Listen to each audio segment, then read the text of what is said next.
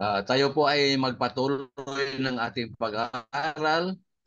Ito po ay ikalimang yugto ng ating pag-aaral.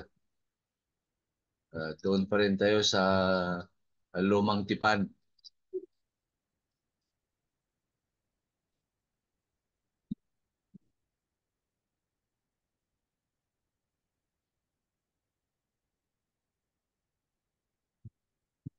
Ito pa rin ang patuloy na kwento doon sa mga Hebreo family. O ang Hebreo dito, yung tinutukoy ng mga Israelites o Israelitas.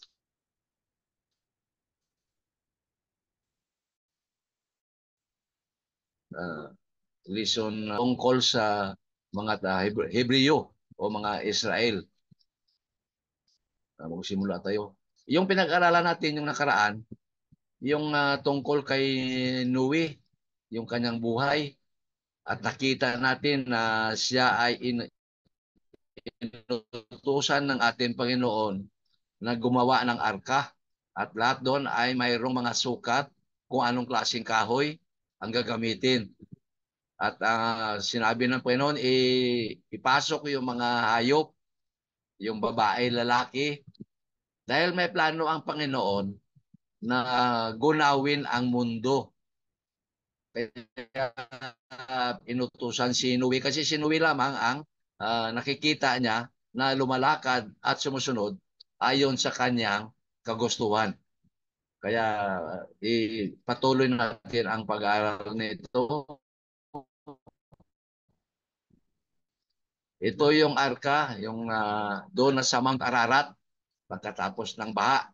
Yung mga hayop nagsilabasan na dahil may nakikita ng lupa. Kaya yan ang bagong anyo o bagong buhay. Dahil yung mga makasalanan ay pinatay ng Panginoon.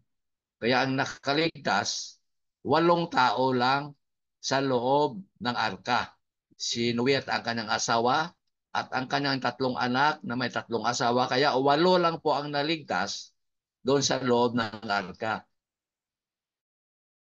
Iyon ngayon ang simula ng bagong buhay. O yung, wala na yung mga makasalanan. Kaya dito na ngayon nagsimula ang pagbabagong buhay at ang binhi na pinag-usapan natin doon para ma-preserve siya dito na ngayon sa pamamahay ni Noe.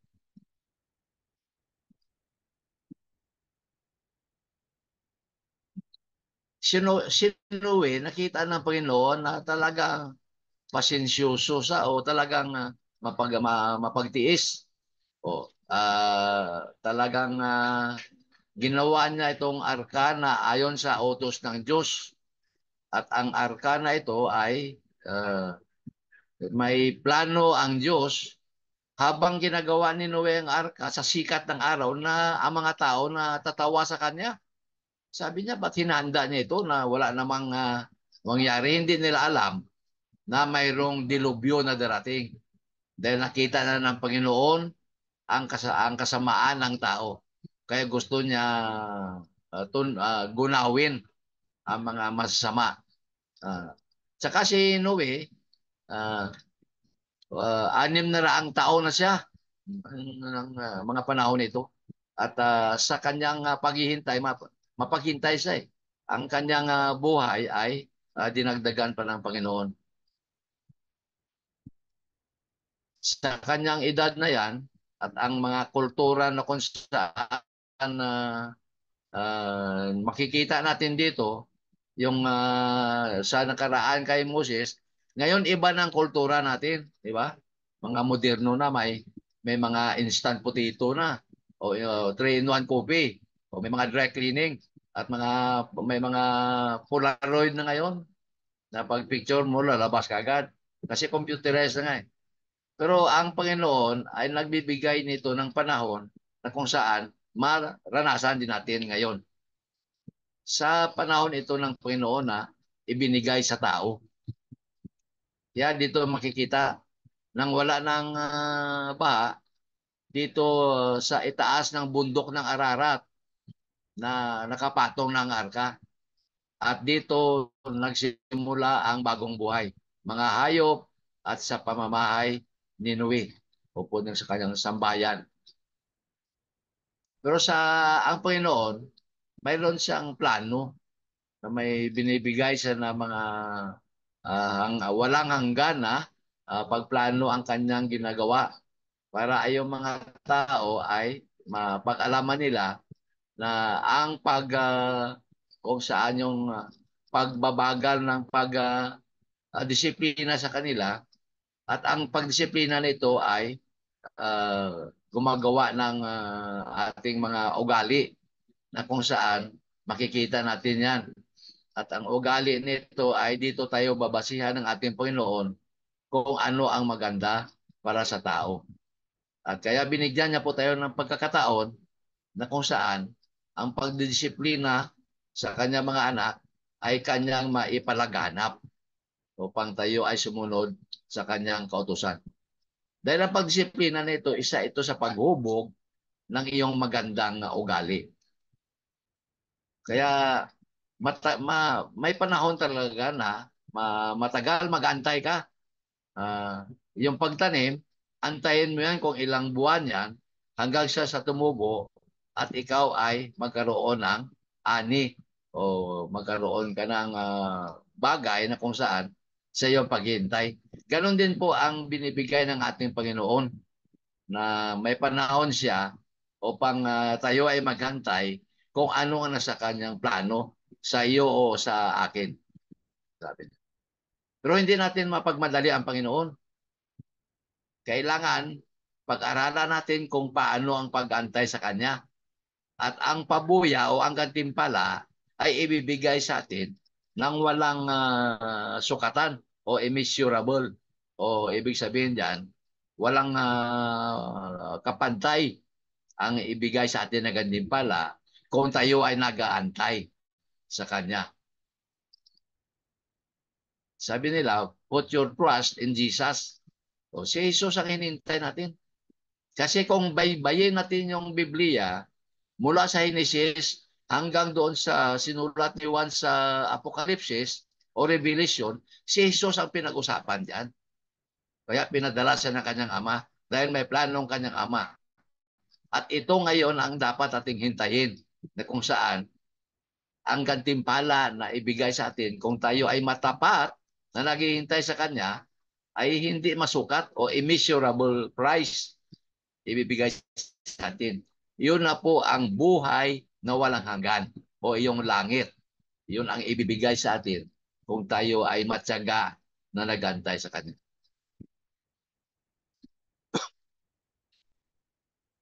Kung nakita ni Noah ang pag-antay ni Noe, ang kanyang buhay, at nakikita niya kung ano ang bagong buhay dito sa bawat bagong anak ng Diyos.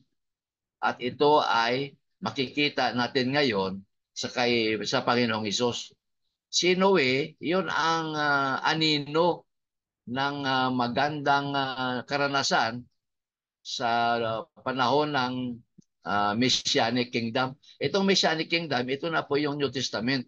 Ito na po yung iglesia na kanyang itatayo. Ito ang Messianic Kingdom na tinatawag ang iglesia ng Panginoon. At ito ay makikita natin. At kung tayo ay mailigtas dito, tayo ay lalakad sa bagong buhay.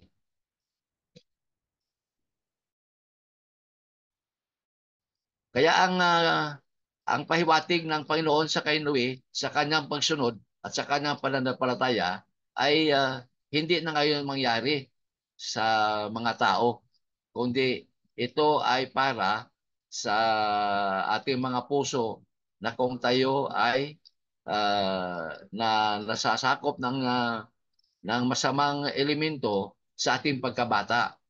Ito ngayon ang mangyayari.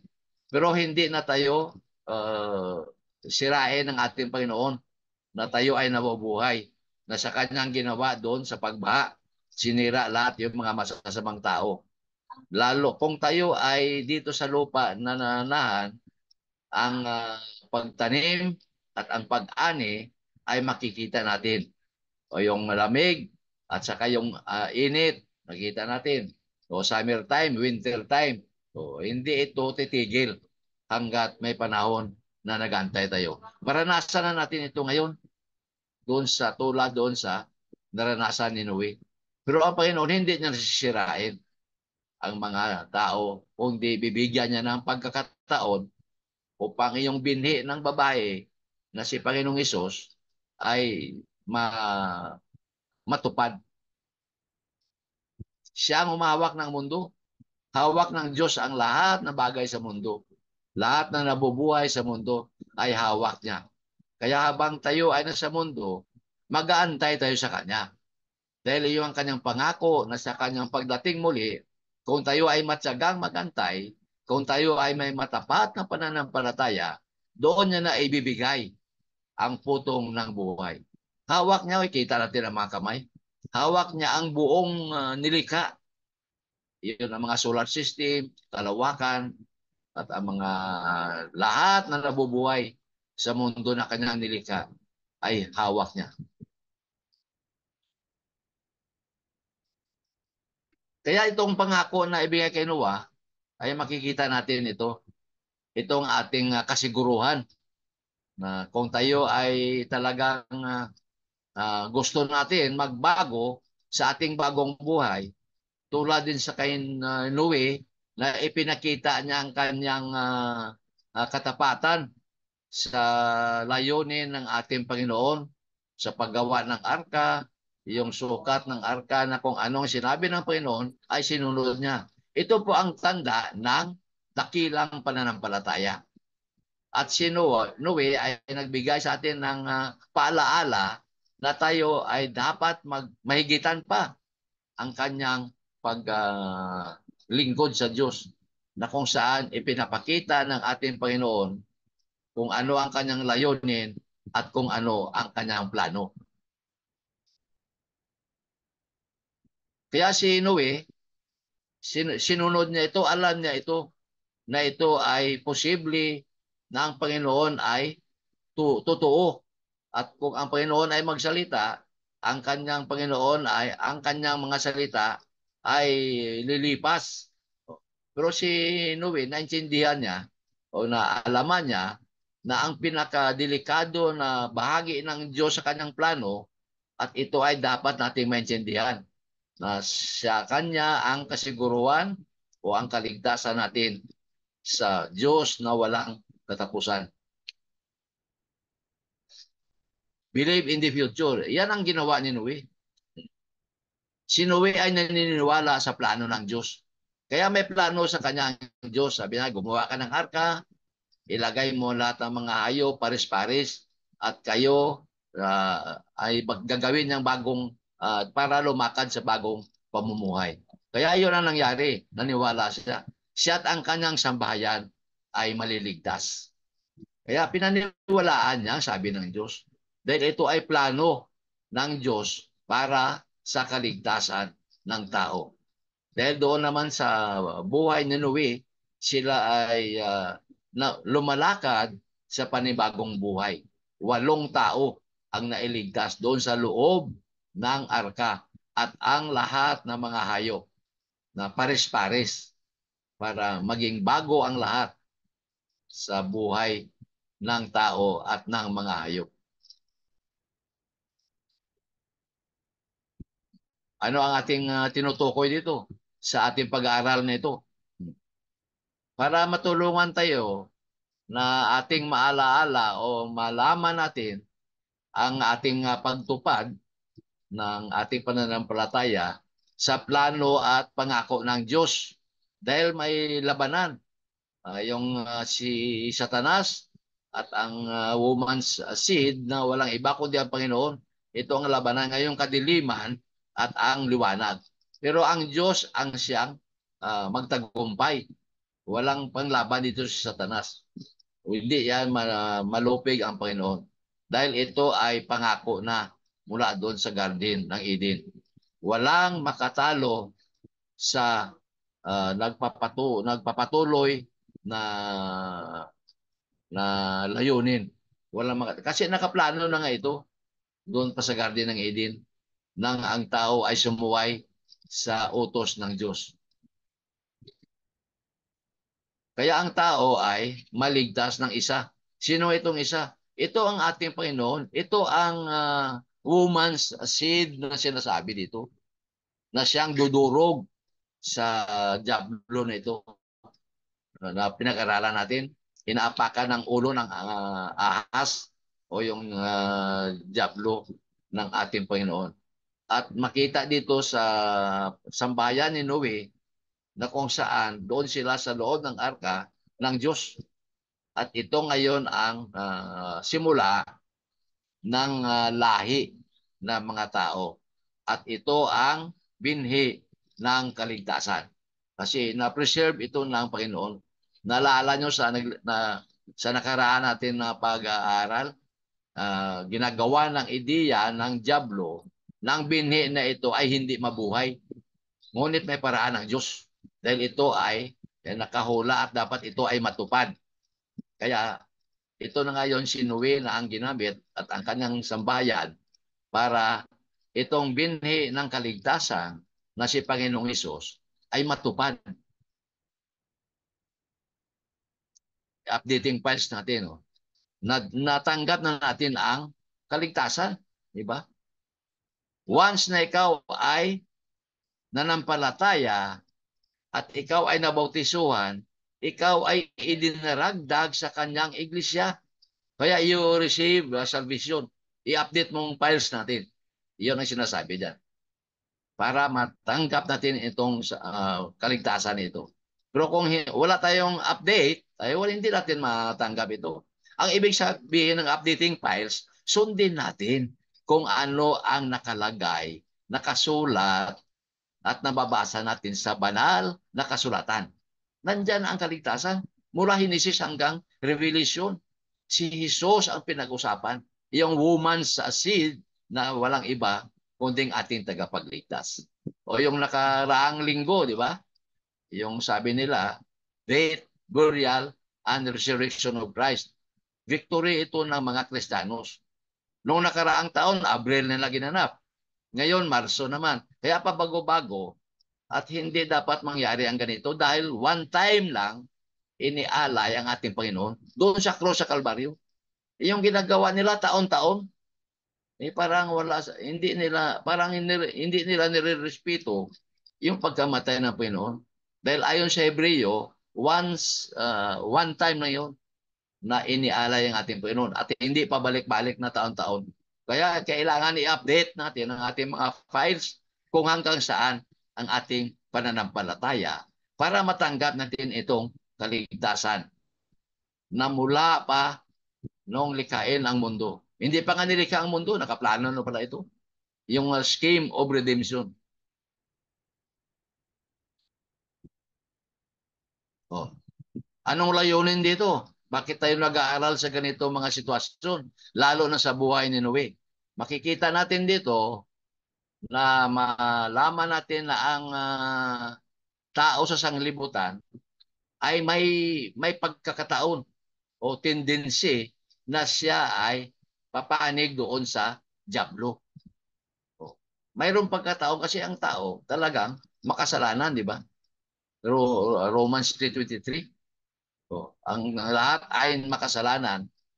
O, at come forth from the glory of God. O. Short sila. Ang kanilang pananampalataya ay nabaliwala. Hindi na nila binigyan ng pansin ang Panginoon.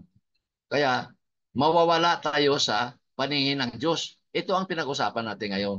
Ito ang layunin kung bakit tayo ay nag-aaral sa ganito. Makita natin na ang diablo, alam niya at kung sino ang kanyang hanapin para sa kanyang plano rin. May plano din ang diablo. Anong plano ng diablo? Na hindi ikaw makarating doon sa woman's seed. Hindi mo makamit ang kaligtasan na kung saan dadalhin ng ating Panginoon Hesus. Kaya may mga plano rin siya. At ang plano niya, ang ginagamit, ay yung mga tao na mahina ang pananampalataya.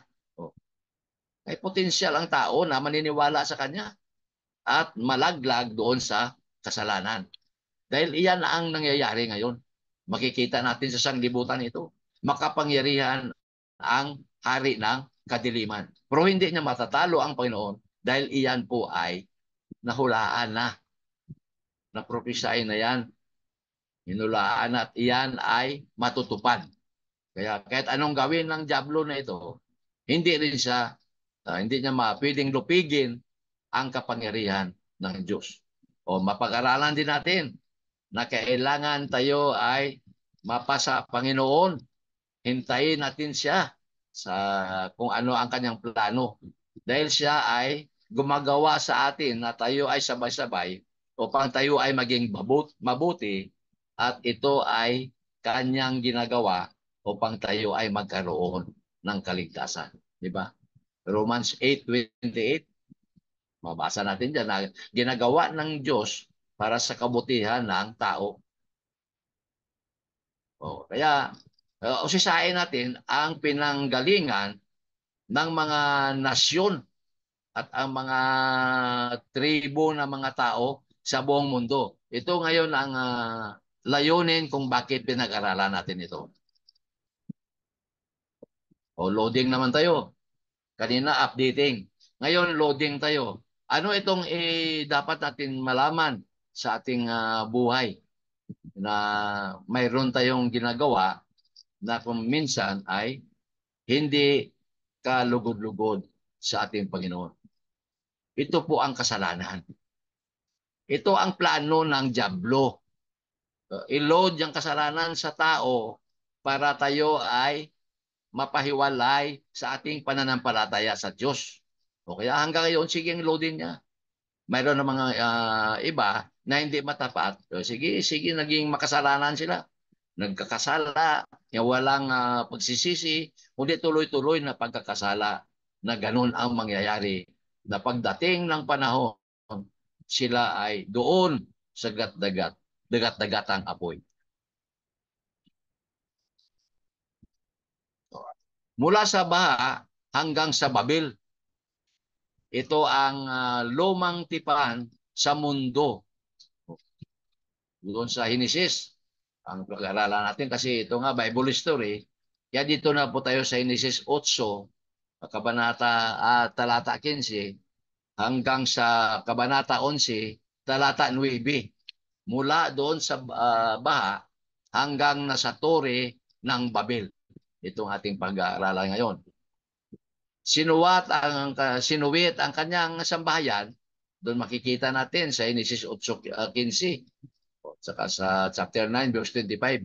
Ito ang kwento na kung saan 8 tao lang po ang nakaligtas. Dahil sa kasamaan ng tao sa mundo, ginunaw ng Panginoon o mayroong baha na ipinadala upang sila ay mawala lahat. At pag-aralan natin na si Noe lang at saka ang kanyang mga anak at ang kanyang mga asawa, kaya naging 8 sila. Mababasa natin dito sa aklat ng Henesis. Yung tinatawag na mangyayari ba sa mga panahon na yun sa kay Noah, lumabas ang mga bagay na ito na kung saan may bagong buhay o newness of life. You have to walk in the newness of life. Lalakad si Noe sa bagong buhay dahil sila ay nakitaan na mabuti, may takot sa Diyos. Kaya doon sila inilagay ng Diyos sa arka na ginawa din ni Noe ayon sa kanyang utos. Pati mga sukat nandoon. Si Noe nag-aantay ng matagal din sa ganitong panahon. Kalahin mo yan?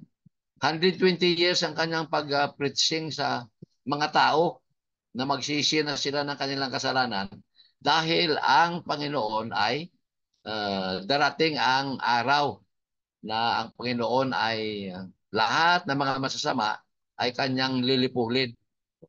At ang tao at ang lahat ng mga hayop ay bigyan ng bagong buhay sa bagong simula. Kaya dito na ngayon ang momentous emergence in the family of Noah. Sila na ngayon ang binigyan ng bagong buhay. at bagong simula. Kaya sabi niya, start in new life. Sabi ng Panginoon doon sa kay Noah. All living things, kailangan may bagong buhay kasama ang tao. Ito ang ipinangako ng Diyos sa kay Noe. Ang makuha dito na benepisyo, itong ilang taon kung saan ang pananampalataya, ang pagsunod ay makikita dito sa kay Noe. Ang kanyang talagang pasensya, o yung kanyang pagtitiis, o talagang hinintay niya ito dahil alam niya na ito ay mayroong gantimpala. Makikita ni Noe ito dahil alam niya na ang Diyos ay makapangyarihan. Kaya sinunod niya kung ano man ang kagustuhan ng Diyos. At nakita siya na siya pala ang simula ng panibagong buhay. Ginamit siya ng Panginoon. At walang makapagbago kung sino man na doon sa loob ng arka, doon ang kaligtasan na kung saan sila ay matyaga na sumusunod sa gusto ng Panginoon. Doon nun sila, yung 8 tao ay ang makakuha o pinangakuan ng kaligtasan. Dahil sila ay sumusunod sa utos ng Panginoon. At saka si Noah, doon siya sa loob ng arka, at ang Panginoon ay kasama rin nila doon. Kasi guided by God sila. At sila ay sinamahan ng ating Diyos. Makikita nyo, doon sila sa tubig, sa ilalim ng tubig. Tapos sa taas may ulap. Ang ibig sabihin na bautisuhan sila. Sa tubig at sa taas ng ulap, nakasama ang Panginoon, natakpan yung arka. Kaya doon sa loob ng arka ay naligtas yung 8 tao at ang mga hayop. Symbolize na ng pagbautiso, na pag lublob sa iyo sa tubig, nahugasan na yung sala, pag angat mo, bagong buhay ka na. Ganon din ang nangyari. Parang contemporary na may similar yung arka. Doon sa loob ng arka, sila sa tubig at sa ibabaw ang ulap, na sila ay ligtas at nabautisuan. Dahil nasabi dito, yung sa loob ng arka ay mayroong kaligtasan.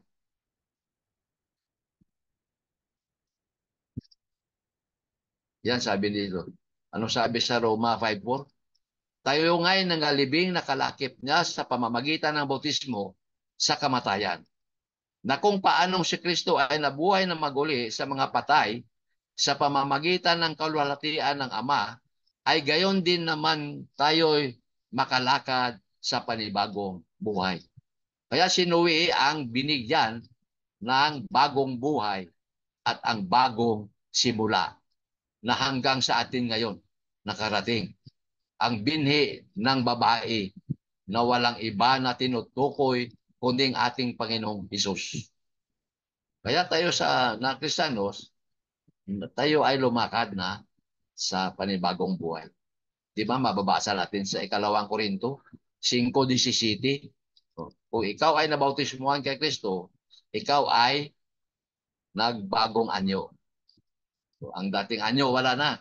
Kaya ganito din ang nangyari kay Noe.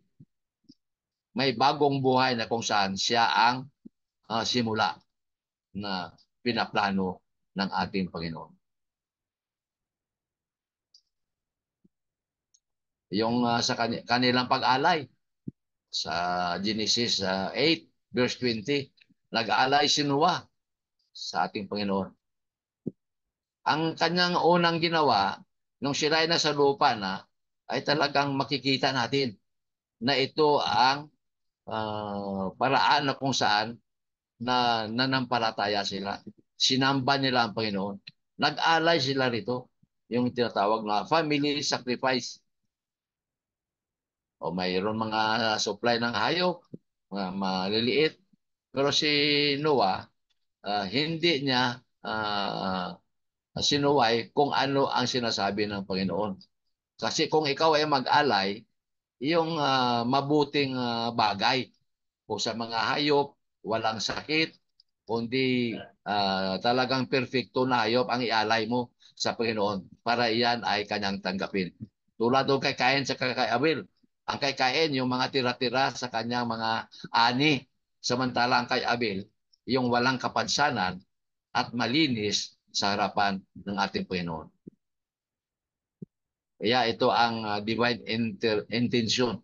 O yung sa pag-alay nila ito, yung ng alay sa Panginoon, yung sila ay sumamba ng pagbaba nila sa lupa. Makikita natin yan sa Genesis 8:21-22. Kaya naamoy ng Panginoon ang ang inialay ni Noe at saka ito ay kanyang sinang-ayunan ng kanyang pag-alay ay tapat at nagkaroon ng kagalakan ng ating Panginoon sa kanyang ginawa. Kaya sabi niya, whatever sacrifice is necessary. Oh, kailangan natin ng sakripisyo. Genesis 8:20. Oh.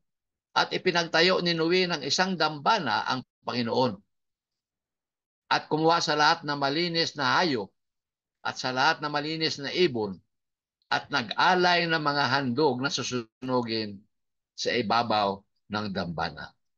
Kaya ang mga bawat ginagawa natin pag-alay ay pinakamahalaga ito. Nagagawin natin sa Panginoon sa isang malinis na budhi at isang malinis na bagay na kung saan tatanggapin ng ating Panginoon. Kaya ang pag-alay natin ay kinakailangan niya. Sa atin ngayon, anong i-alay natin? Living sacrifice. Oh. Present your body as a living sacrifice. Romans 12:1. Iyon ang katawan natin ang ating ialay para sa ating Panginoon. Patuloy lang po tayo sa pagpalaganap ng kanyang salita. Dahil iyan ang ating misyon sa makasalanan ng mundong ito na kung saan mayroong awayan, ang dilim at ang liwanag.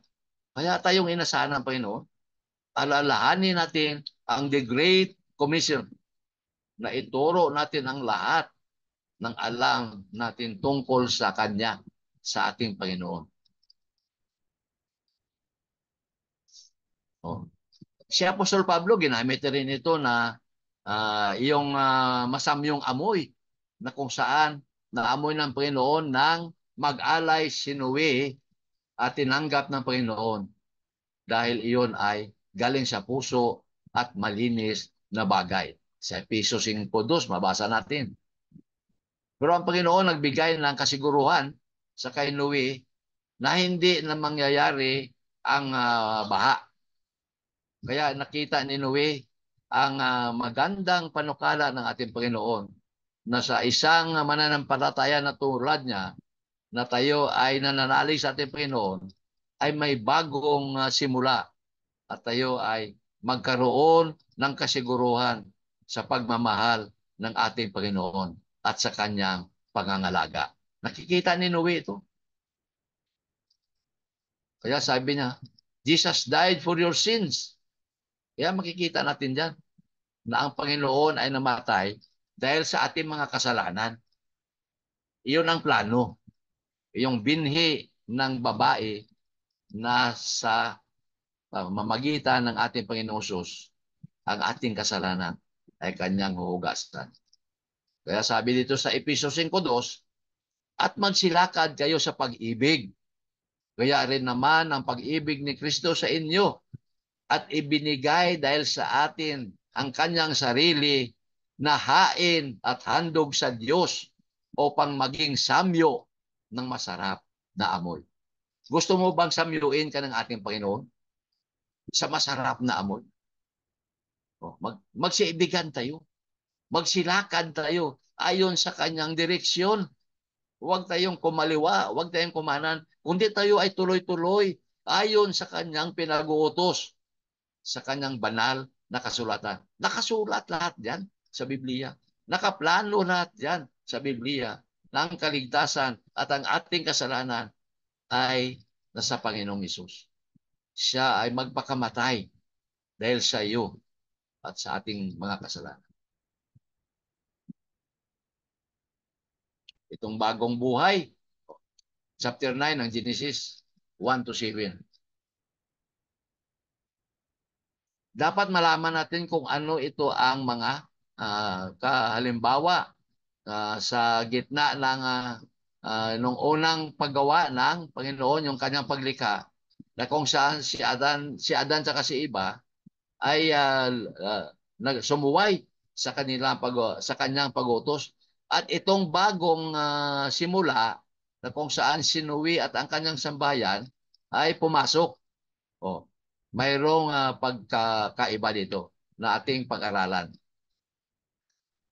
Kahit na ang kasalanan ay pumasok at tayo ay hinusgahan, hindi naman dito na parang iwinala lahat ito.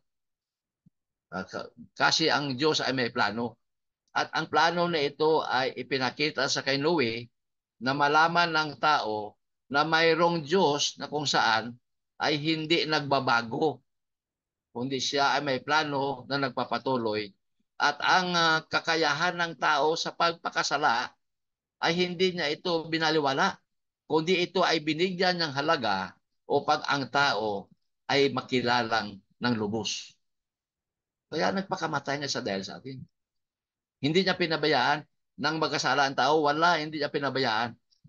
May plano sila ng Diyos Ama, Diyos Espiritu, at ang Panginoong Hesus na siya ang pinadala upang ang lahat na ito ay mabigyan ng katuparan na siya ang tutubos sa ating mga kasalanan. Ito ang period ng New Era. The New Era period, ito na ngayon sa panahon ni Noe. From Adam, sa kay Eva, at saka sa kay Noe at ang pamilya. Kaya si Adan at si Eva, yung mga kasama nila doon, winala na ng Panginoon yun. Kasi may matinding baha. At sa kay Noah, doon na nilipat ang woman's seed na dinano ng ating Panginoon. Kaya yung New Era period ito ni Noah hanggang sa atin na ngayon ito. Kaya itong ating pag-aaralan. Ang salita ng Diyos sa kay Noe ay para malaman niya na ang tao ay isang bagay na kung saan unique o parang iba siya. Iba. At siya ay isang tao na kinikilala. Mayroon siyang nasa kanya sa loob niya na talagang kinikilala ng Diyos. Dahil he was created in the image of God, di ba? Alam natin. Kaya ang tao ay isang bagay na dapat bigyan ng halaga. Ang kanyang posisyon ay binigyan ng halaga ng Diyos. Kaya ang tao ay binigyan ng espesyal na utos, special commission na magpatuloy sa kanyang gawain at gawin niya kung bakit siya nilikha ng Diyos. Iyon ang plano diyan. Bakit nilikha ng Diyos ang tao? Para siya ay paglingkuran at siya ay alalayan at sundin ang kanyang pag-uutos na iyon pala ngayon ang kanyang iglesia. Kaya special tayo dahil tayo ay sa kanyang iglesia. Kaya gawin natin kung bakit tayo ginawa o nilikha ng Diyos. Sundin natin ang kanyang sinasabi. Protektado tayo sa ating sarili. Protektahan tayo. At siya lamang ang ginawa na sa larawan ng ating Panginoong Diyos. Ang tao, kaya protektado siya. Because he was created in the image of God. Kaya protektado ang tao. Kaya mahal ng Diyos ang tao. Kahit na kung ano man ang kasalanan na ginawa niya, kung talamak na ang kanyang pamumuhay sa mundong ito, at kung siya ay bumalik at magkaroon ng pananampalataya at tanggapin ang Panginoon. At siya ay ilubog sa tubig na bautismo at idagdag sa ng Panginoon sa kanyang iglesia. Magkaroon siya ng kaligtasan. Kaya ang tao napakalaga. Protektado tayo ng Diyos. Kaya ang tao naman ay ang Diyos ay mayroon ding pagtingin sa mga tao at ito ang kanyang natawag na dugo. Dugo ng ating Panginoon ang binigay niya sa tao. Dahil hindi ito mabilang na halaga. Hindi ito mabayaran kung anong halaga. Kundi ang Diyos ay nagbigay ng kanyang dugo dito sa tao. Uh, ang tao man o ang hayop, pero lalo na ang tao particularly. Mas lalo ng tao na binigyan ng halaga ng Diyos dahil ito ang kanyang biyaya o kanyang dulot na hindi dapat natin abusuhin. Kaya yung katawan na ito na templo ng Diyos, na binigay niya ng halaga, binili ng kanyang sariling dugo doon sa krus sa Kalbaryo, ay bigyan naman natin pagpalaga. Huwag naman nating abusuhin.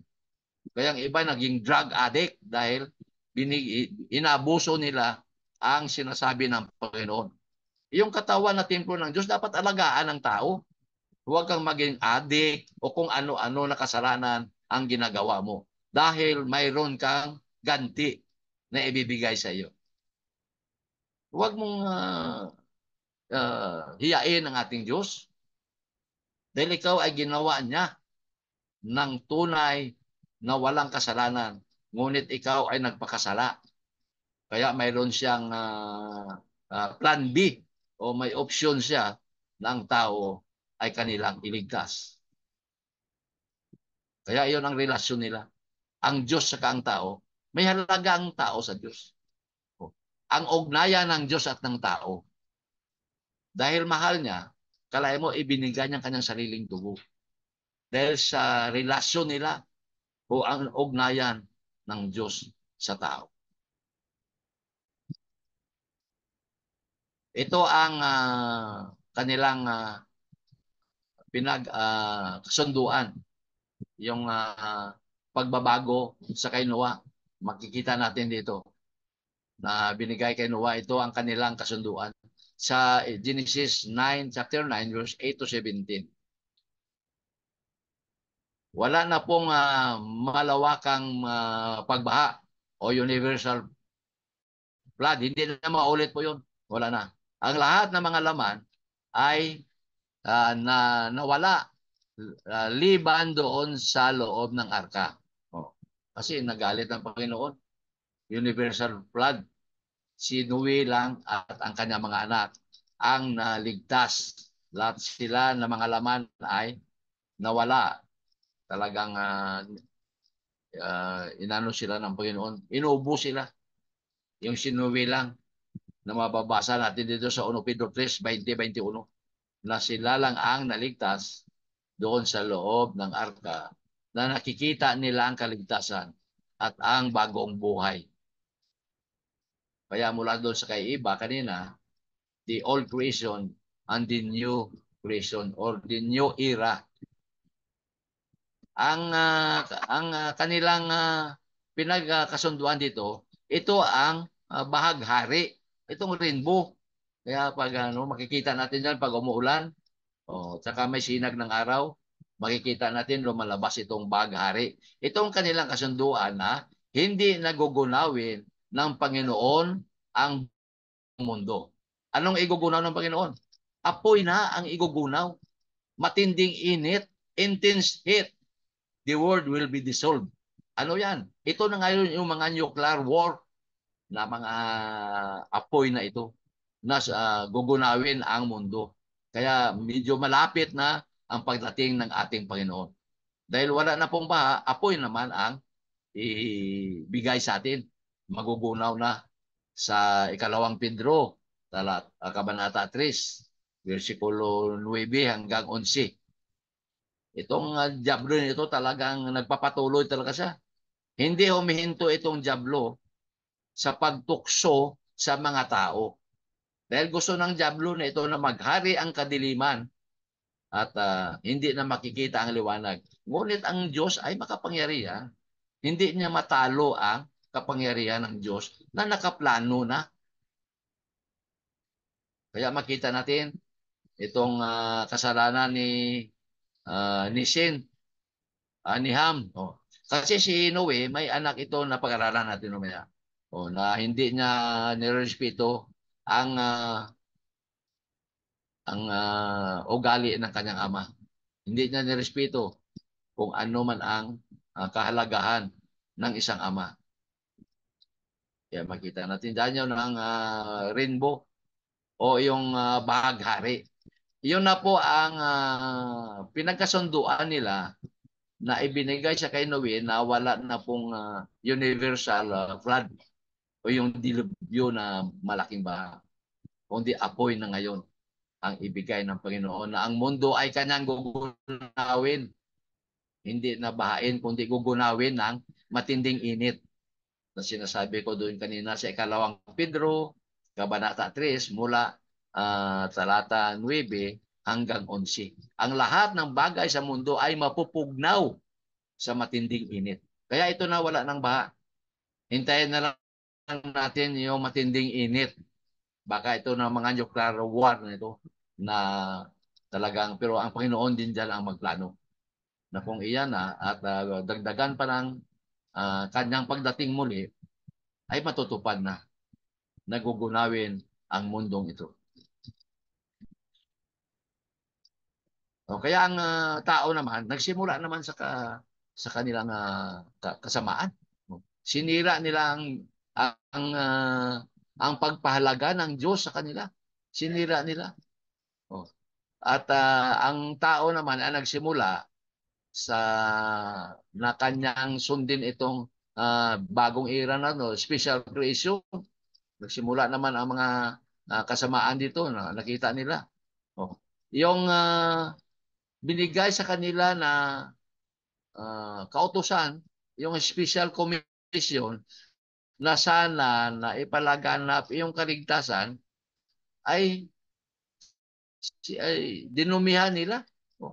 Wala na. Na sana sila ang magpatuloy na ang lahat ay gusto ng Diyos na iligtas. Ngunit dahil sa kasamaan ng tao, nagsimula naman sa panahon na ito ni Noah. Nagsimula naman ang kanilang uh, karumihan o at diluted, ibig sabihin dinumihan nila ang dapat nilang gawin na maglingkod sa Panginoon. At nagsimula sa nabaliwala ang lahat na ibinigay sa kanya na kautusan na kung saan ginawa ito na manlilikha ng ating Panginoon. Binaliwala niya ito para alam niya pero sabi niya ignore, parang ano ba? Alam mo pero hindi mo ginawa. Iyon ang ignore. Oh, kaya ang tao ay hindi na wala nang malagang bagay sa kanya o wala na sang word of honor na dapat gawin niya. Oh, o hindi na sa karapat-dapat dito sa ibinigay ng Diyos sa kanya. Kalay mo, he was dignified by God. Oh, but he is not worthy of honor. Yung binigay ng Panginoon, hindi na sa karapat-dapat. At ang kanyang pagrespeto sa kanyang sarili ay nabaliwala. O, tapos nakalimutan niya na siya ay nilikha pa rin ng Diyos sa kanyang larawan at sa kanyang sarili ng Diyos o likeness of God sa kanyang larawan at likeness. Ang likeness na ito yung nandoon na yung pang-ibig ng ating Panginoon sa tao. Kaya ang tao ay na naging walang kabuluhan na at walang respeto sa kanya mga ginagawa. At siya ay nabigyan dito ng contempt. Ang contempt dito parang hindi ka na pinapakinggan ng ating Panginoon. Dahil binaliwala mo na siya. Oh. Talagang binigyan ka niya ng halaga. Hindi mo sa pinahalagahan. Kaya nagagalit ang Panginoon. Dahil hindi mo nirespeto ang kanyang paglikha sa iyong sarili. O kaya sabi niya, I think you're totally amazing. O amazing ang tao. Dahil he was created in the image of God and his likeness. O, ang kalarawan at kanyang kaugali. Kaya ang tao ay talagang totally amazing sa paglikha ng Diyos. Ngunit binaliwala nila, hindi binigyan ng halaga ang paglikha sa kanya. Ito ang magandang special note. Si Adan nabuhay ng 243 sa panahon na yon sa buhay ni Methuselah. Dito makikita si Adan. Dahil si Methuselah dito galing sa kay Adan. At ang binigay na uh, 243 uh, taon ay nagturo ito kay Methuselah sa kwento ng likha at ang pagbagsak ng tao o yung kanyang pagkamakasalanan. Kaya si Methuselah ay namatay sa panahon ng baha. So, mayroon siyang 600 para turuan si Noe sa paglikha at ang pagbagsak ng tao. Si Noah naman ay mayroong 350 taon pagkatapos ng baha at tinuruan niya ang ibang tao. Itong kanyang mga anak, si Shem, anak ni Noe, nabuhay hanggang sa pagdating naman ni Jacob.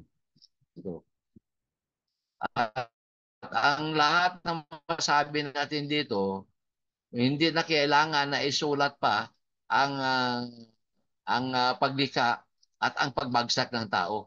Dahil ito ay nakikita natin sa kanilang henerasyon na tinuturo ito sa bawat isa. Yan, si Adan, yung unang nilikha ng Diyos. At saka age of early ancestor. Ito po ang mga edad ng mga tao doon sa panahon na yan. Si Adan, 930 years. Si 912.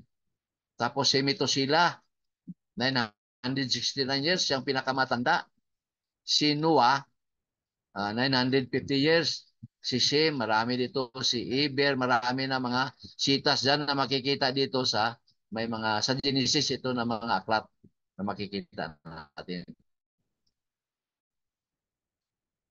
At ito na ngayon si Noah sa kanyang panahon na kung saan the new creation and the new beginning of life sa kanya na ngayon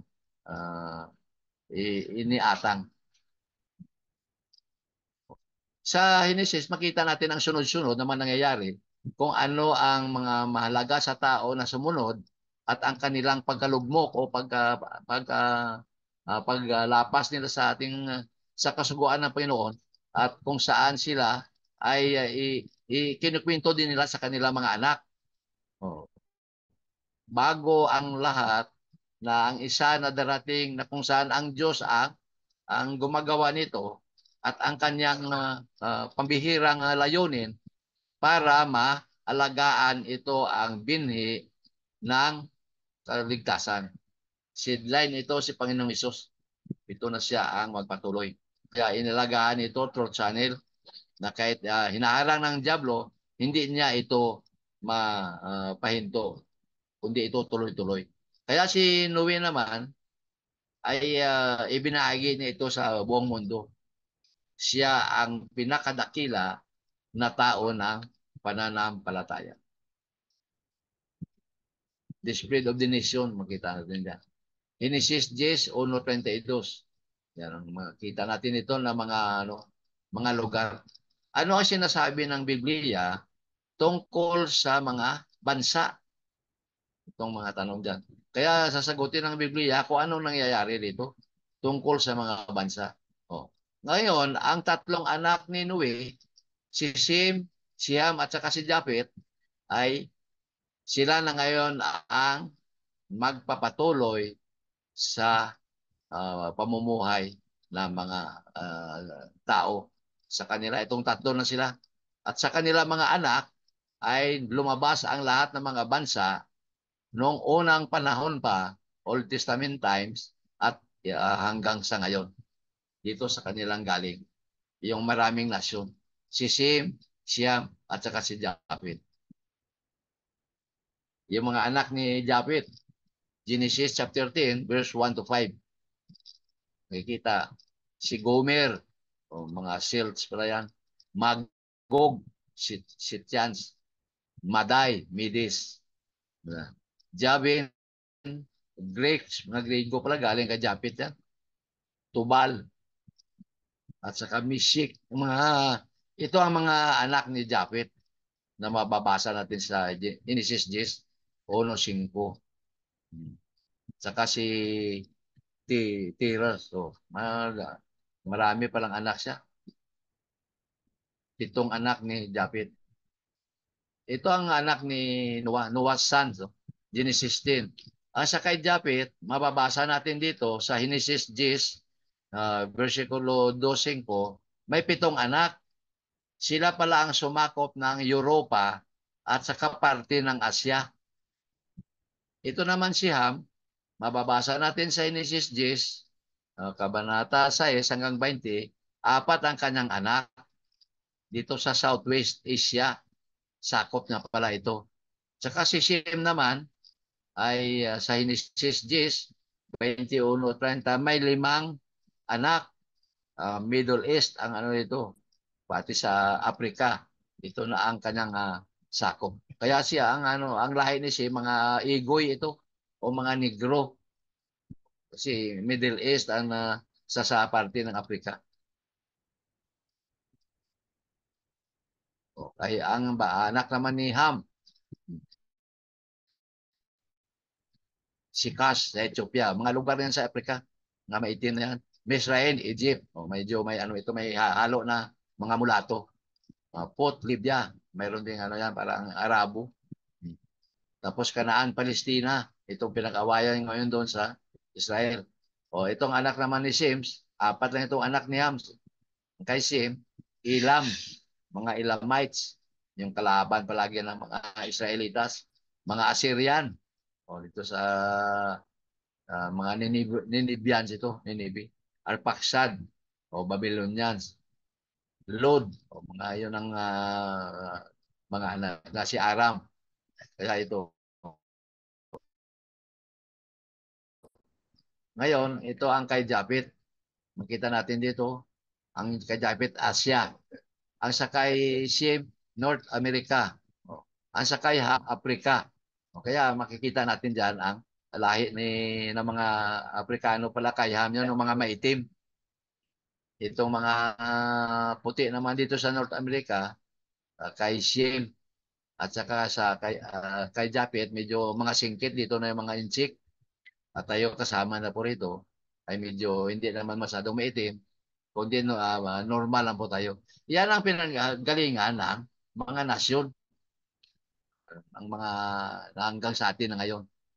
Silang 3 tao na anak ni Noe. Ito na ang paggawa ng Babel. Mabasa natin sa Genesis 11, 1:9. Ang plano nila ng paggawa nito. Kaya nagagalit ang Panginoon dahil ang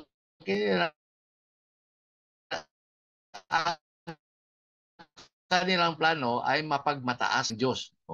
Ito ang tao na naghahanap na siya ay self-esteem o yung parang palagahan mo yung sarili mo na siya ay mataas siya sa Diyos. Siya ang pinaka master of his own faith. Faith, ang kanyang plano na sa kanyang sarili ay gagawin niya ang kanyang dapat gawin. At tama na ito, wala na siyang dapat hinga ng tulog para masunod lamang ang kagustuhan ng kanyang puso sa pamamagitan ng kanyang paggawa. Binaliwala na ng Diyos kasi mataas pa sa Diyos. Kaya nagagalit ang Diyos sa paggawa ng Babel na ito, turin ng Babel. Kaya ito makikita natin na ang tao talaga, yung sosyedad o yung tao sa sanglibutan ay mayroon talagang mga ginagawa na hindi kalugod-lugod sa Diyos. Naniwala sa kanyang kakayahan. na siya ay mabuhay sa kanyang lakas. O, ang kanyang gustong gawin ay magawa niya na kahit sino man ang wala siyang ibang hingan ng tulong.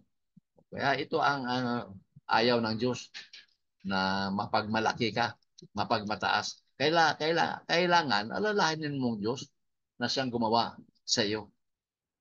Kaya itong turi ng Babel, makikita natin dyan. Oh. Bakit hindi natapos yan? Kasi ang kanilang plano, hindi maganda. Kung basahin natin dyan dito sa Genesis, nakikita dyan na hindi na plano ito. Kasi gusto nila na gagawa ng turi na abot sa langit. Yun ang ano dyan. Kaya ginulo sila ng Panginoon. Dahil ang kanilang plano ay para sa kanilang sarili. Mapagsarili ito o mapagpaimbabaw. Hindi tapat ang kanilang layunin para sa kanila. Wala na silang Diyos. Matalino pa kami sa Diyos. Mas higit pang aming kapangyarihan sa Diyos. Kaya nagalit ang Panginoon. Kaya ito ang kwento. Hindi natapos yan. Oh, ang paggawa sa turi ng Babel. Ano nangyari dyan? Ang sinasabi na ang pangalang Babel, ito para ang original na katawagan. At ang ibig sabihin ay pintuan ng Diyos. At isa rin ito sa paraan na kung saan confusion ang meaning ng Babel. Ang dalawang kataga nito ay nagbibigay ng pakita sa karumihan ng mga tao sa kanilang mga plano na maabot nila ang langit sa pamagitan ng kanilang sarili. Kalahin mo yan? Oh. Napakarumi ng kaisipan ng tao. Hanggang ngayon, meron pa yan. Na gusto nilang abutin ang langit sa kanilang sarili lang. Hindi nila alam na I am the way, the truth, and the life. Na no one comes to the Father but by me. O, si Kristo ang dapat nila sundin. Gusto nila makapunta sa langit sa kanilang paraan. Hindi maaari ito dahil ito ay nakaplano na mulat sa pulpa. Kaya sabi nito, sa pagpakipag-isa sa problema na ito na ang Diyos ay nagbigay sa mga tao ng hindi magandang bagay, hindi totoo. At ang kanyang walang hanggan na paggawa sa kanyang sarili ay magbigay sa kanya ng pangalan para sa kanyang kaayusan. At ito ay palaging maging ang kantungan nito ay ang wala kang kinabukasan at magkaroon ka para ng confusion. Ang confusion dito parang may agam-agam ka na, hindi tama. Kaya makita dyan, ano itong confusion ito na binigay ng Panginoon. Yun ang sinasabi doon sa Tower of Babel na binigyan sila ng parang dalawang isip. Kaya confusion ngayon. Ano ang binigay sa kanila na kaparusahan sa confusion na ito? O mabasa natin yan sa Genesis 11, 5 to 9. Okay, kaya ang Panginoon ay binigyan sila ng parang walang katiyakan. Dati ang salita isa lang. Yung panahon na yun na hindi pa ginawa ang Babel. Isa lang ang salita dati. Hebreo lang. Ngayon, ginulo ng Panginoon dahil uh, sa kanilang plano at mapagmataas sa sarili. Kaya dumami na ang salita. Kasi ginulo sila ng Diyos. Pangalawa dyan, ang uh, ang tao ay talagang kumalat sila kung saan-saan at sila ay pinunan nila ang sanlibutan. Ito naman ang plano ng Diyos eh. Niya go and multiply, sabi ng Diyos. Kaya ito na ginawa, ito ang isa pala ito sa punishment na confusion na sila ay kumalat sa buong mundo at dumami sila. Napirsa sila o talagang pinalika sila ng Diyos. Ito ang mga lumang testamento doon sa mundo na ginagalawan nila sa panahon ng tatlong anak ni Noe. At ang mga tubig na dito na makikita na natin, Caspian Sea na dito na makikita na. Dahil ito na ang naging kanilang kaparusahan. Oh. Many languages unscrambling the words. Ito ang ginawa ng Panginoon. Ang punishment sa kanilang ginawa. Kaya marami ang mga rambulan na mga salita ngayon. Marami ng salita na lumalabas. At sa mga diksyonaryo ngayon, marami may mga bago. Pero dapat isa lang itong salita. Hebreo lang dapat ito. Dahil sa kanilang kasalanan, ito ang parusa sa kanila ng Diyos na ginawa niya ang maraming salita at paiba-iba. Parang hindi na nila maintindihan. Kaya hindi na tapos ang tore ng Babel. Dahil mayroon na di sila magkaisa sa kanila mga plano. First and goal, makita natin dyan, mga lugar na ito na kung saan ito ang ginagalawan nila noon sa panahon ni na Shem, Ham, saka di Japhet, yung tatlong anak ni Noe. Sila ang naninirahan narito at sila ay kumalat at dumami. Kaya yun ang Mediterranean Sea. Diyan sila namumuhay. At ito naman ang Euphrates River na kung saan maraming ginto dito ayon sa banal na kasulatan. Kaya dito gumagalaw sila. Yung mga tao dumami na sa mundo dahil sa tatlong anak ni Noe. Si Sam, Shem, Ham at saka si Japhet. Orontes, ita rin ito sa lugar kung saan uh, kumalat na ang mga tao dito. O sa Nile, o si Moses ng ano dyan. O nung nangyari ang diyan sa pinaanod si Moses, di ba? Sa Nile River. Jordan, dito ang binautismuhan ng ating Panginoon sa suba ng ilog ng Kanaan. At saka mga bundok na Ararat, kung saan ang arko ay na doon na nakatayo hanggang sa ngayon. May ano yan, parang tourist spot na itong Mount Ararat. Caspian Range, marami na mga lugar na ito na kung saan kumalat na ang mga tao sa buong mundo. Dahil yan ang utos ng Panginoon. O sa Tauroso, si Pablo, naglakad doon lang, maraming milya. Kaya makikita natin dyan, ang mga Libanon, lugar yan. Yan ang Jordan River, kung saan binotismuhan ng ating Panginoong Hesus. At ito naman ang Mount Ararat, bundok ng Ararat, na kung saan doon ang arka, yan, sa bundok. Naging tourist spot na ngayon ito. O ito pang parte ng arka na nakukuha nila. Ayan, doon sa bundok ng Ararat. Sa Armenia pala ito, malapit sa Turkey ito, Armenia. Hanggang sa ngayon, maraming turista, maraming tumitingin.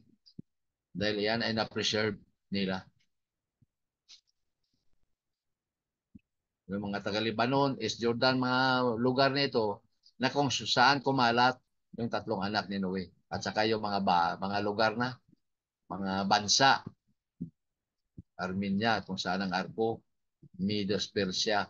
O yan ang ano, yun ang tao kung saan dumami na sila ng dumami. Kaya itong Armenia, ano siya ng Turkey dito part. Makikita natin dyan. Dyan pala ang arko. Ito makita yung Medo Persia sa panahon ni Cyrus the Great. Ito na mga nangyari kasi dumami ng tao.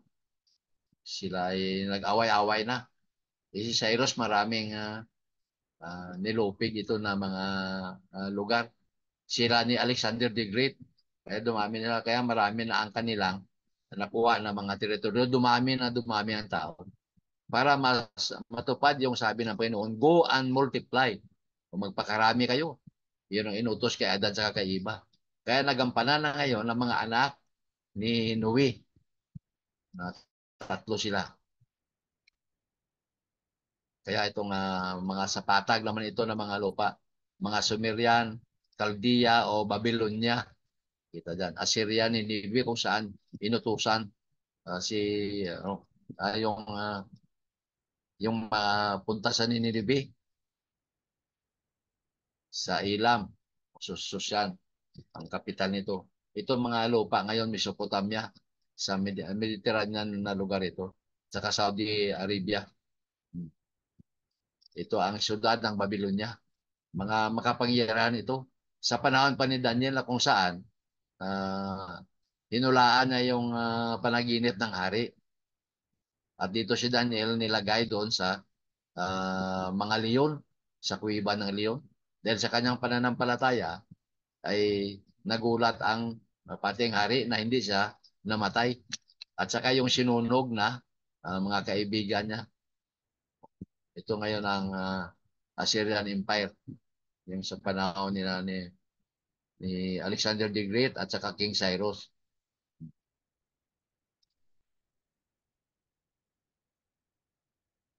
Oh. Ito ang mga lupa kung saan sa Mediterranean, sa Eastern Mediterranean Sea.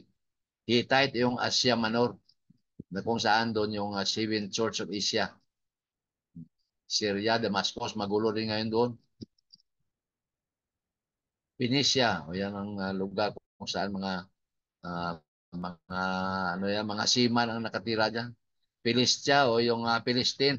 Ito ngayon kung saan nagaling yung Palestina na ito na pangalan. Kaya Canaan or Palestine. Kaya ito ang pinag-awayan ngayon doon sa Gaza Strip at saka yung Egypto sa Eastern Mediterranean. Ito na mga lugar. Ito na ngayon ang mga bansa na kung saan kumalat na ang tao. Ito makikita natin sa ang eastern side dito yan. Kita natin. Pati itong Egypt, Cairo, nandyan na lahat yan. Syria, itong eastern, western, uh, south at saka northern part. Kaya makikita natin dyan. No. Dito na lang po pala. Dito na po ang ating pag-aaral sa lesson 5 na ito. Kasi maigsi lang naman itong lesson 5 na ito. Kaya dito na nahinto ang ating pag-aaral. At sa sunod naman na Lunes, kung ipagkaloob ng Panginoon, lesson 6 na tayo.